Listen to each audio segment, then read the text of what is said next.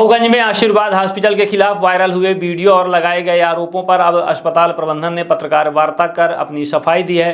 अस्पताल प्रबंधन का कहना है कि शिवमंगल यादव के इलाज को लेकर परिजनों द्वारा फैलाई जा रही बातें पूरी तरह से बेबुनियाद और भ्रामक हैं। अस्पताल प्रबंधन के अनुसार हर्रई निवासी शिवमंगल यादव को 28 फरवरी को गंभीर हालत में आशीर्वाद हॉस्पिटल में भर्ती कराया गया था।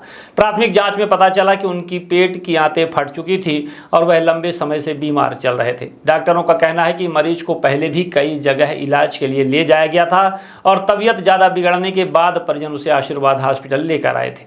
अस्पताल में लगातार उनका उपचार किया जा रहा था और कई दिनों तक उनकी स्थिति मशीनों के माध्यम से मॉनिटर की जा रही थी।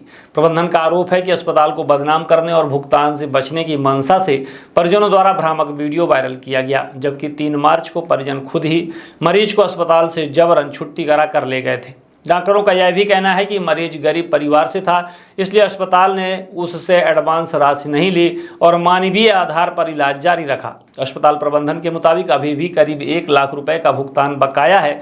अस्पताल प्रबंधन ने कहा कि यादव परिवार के दुख की इस घड़ी में वो उनके साथ हैं और आगे भी आम जनता की सेवा इसी तरह करते रहेंगे। भाई, ये आशीर्वाद हॉस्पिटल है, आप देख सकते हैं। हमारा मरीज यहाँ 4 दिन से भर्ती था और 4 दिन से ऑपरेशन करने के बाद 48 घंटे के बाद भी होश नहीं आया और मरे हुए मरीज की इन्होंने मतलब कि अब जान चली गई तो अब बोल रहे हैं पैसा जमा करो। ये देख लीजिए, वो हॉस्पिटल है, आशीर्वाद हॉस्पिटल है। और देखिए, अभी मऊगंज जिले में हमारे अस्पताल को लेकर के एक चर्चा का विषय बना हुआ है कि एक मरीज आया जो अस्पताल में एडमिट था, वो 4 दिन से जीवित नहीं था, ज़बरदस्ती वेंटिलेटर पर रखा हुआ था, पैसे बनाने के लिए अस्पताल ने ज़बरदस्ती रखा हुआ था। इन्हीं विषयों पर चर्चा करने के लिए और अपना पक्ष रखने के लिए हम लोगों ने ये पत्रकार वार्ता रखी है और आप सभी पत्रकार बंधुओं का बहुत बहुत धन्यवाद जो अपना अमूल्य समय हमें दिया है। तो क्या वो पेशेंट जो जिस तरीके से परेशान है और क्या वो पेशेंट उस समय जीवित था? जी, मैं आपको उस पेशेंट के बारे में थोड़ी ब्रीफ कर दूँ। शिवमंगल यादव पेशेंट 28 तारीख को हमारे यहाँ जब आए तो प्रारंभिक जांच में सबसे पहले हमारे यहाँ कोई भी पेशेंट आता है गंभीर होता है तो कैजुअलिटी में होता है। कैजुअलिटी में पेशेंट का बीपी, पल्स, टेम्परेचर, शुगर सारी चीज़ें ली जाती हैं। प्रारंभिक जांच में समझ में आया कि इस पेशेंट का ब्लड प्रेशर नहीं आ रहा है। फिर उनसे परिजनों से हिस्ट्री ली गई तो उनको बता रहे कि 10 दिन से बुखार आ रहा है, कुछ खा पी नहीं रहे हैं और उनका मोशन मतलब टट्टी पेशाब सब रुका हुआ है। तत्पश्चात हमारे क्रिटिकल केयर के डॉक्टर की एक्सपर्ट की टीम, डॉक्टर आनंद, डॉक्टर अभिषेक, इन लोगों ने पूरा वर्कअप कराया। मरीज की जांच करने पर प्रारंभिक लक्षण में समझ में आया कि मरीज की आंतें फटी हुई हैं, जो कि एक अत्यंत गंभीर श्रेणी में आता है। उसके बाद हमने सिटी स्कैन कराया। सिटी स्कैन कराने पर जांच में समझ में आया कि इनकी आंतें पूरी तरह से क्षतिग्रस्त है और ये आंतें 5 से 6 दिन पहले 28 तारीख को यदि पेशेंट हमारे पास आया तो 22 और 23 तारीख को क्षतिग्रस्त हो चुकी थी। उसके बाद ये जो आंतें फटती हैं, जिसको हम लोग मेडिकल टर्म में परफोरेशन बोलते हैं, ये बहुत ही गंभीर समस्या होती है, जो कि आज तक का रिकॉर्ड है कि 30% मोर्टेलिटी अच्छे ट्रीटमेंट के बाद भी हो जाती है, जो स्टैंडर्ड बुक्स में मेंशन है मेडिकल साइंस की। उसके पश्चात पेशेंट का बीपी नहीं आ रहा था। हमने प्रारंभिक जो भी उपचार होता था कि जो भी जीवन रक्षक ड्रग होती हैं उस पर रखा गया।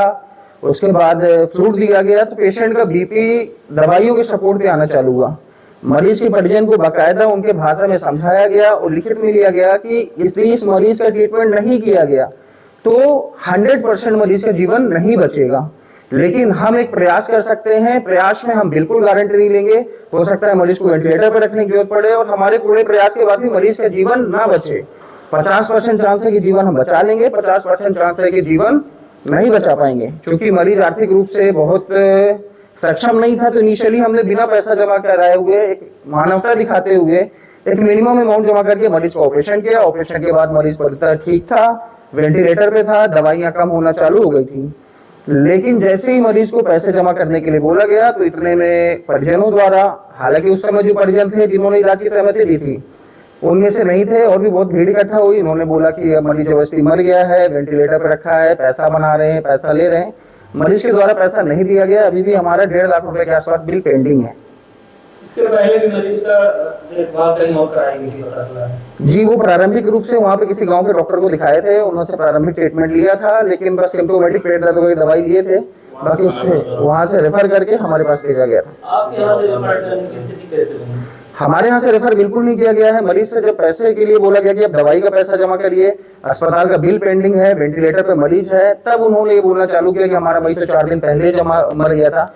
एक और जो आम पब्लिक के बीच में भ्रांति है कि यदि पेशेंट की मृत्यु हो गई है तो वेंटिलेटर पे उसको काफी दिन तक रखा जा सकता है, ऐसा बिल्कुल नहीं होता है।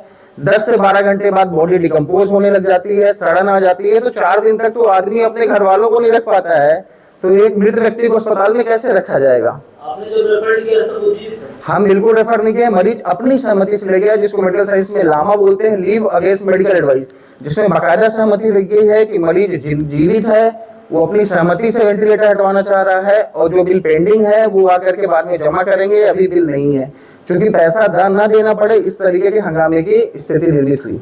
अच्छा, एसपी को पीआर वगैरह मशीन में दिख रहा था, जी जी, आपको कहा गया कि बॉडी या इसीलिए हम लोगों ने इस चीज का खंडन किया, आप लोगों को बताया है कि यदि मरीज का पूरा मॉनिटर में बीपी आ रहा है, पल्स आ रहा है, सैचुरेशन आ रहा है, तो उसको मृत नहीं बताया जा सकता।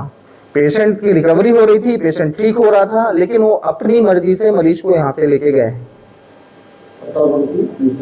देखिए इसकी